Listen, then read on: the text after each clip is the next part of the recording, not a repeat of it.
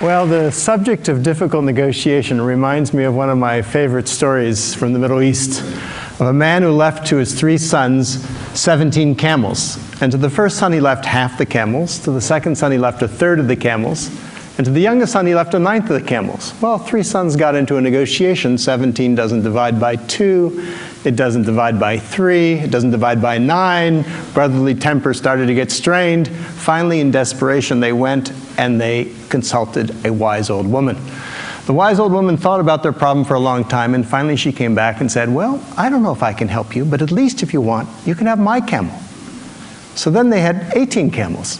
The first son took his half of 18 is 9. The second son took his third, a third of 18 is 6. The youngest son took his ninth, a ninth of 18 is 2. You get 17. They had 1 camel left over. They gave it back to the wise old woman.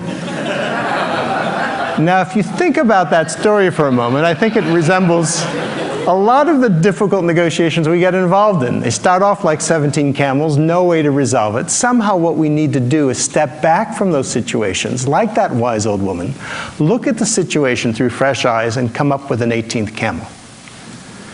Now, finding that 18th camel in the world's conflict has been my life passion. I basically see humanity a bit like those 3 brothers. We're all one family. We know that scientifically. Thanks to the communications revolution, all the tribes on the planet, all 15,000 tribes, are in touch with each other. And it's a big family reunion. And yet, like many family reunions, it's not all peace and light. There's a lot of conflict. And the question is, how do we deal with our differences? How do we deal with our deepest differences, given the human propensity for conflict and the human genius at devising weapons of enormous destruction?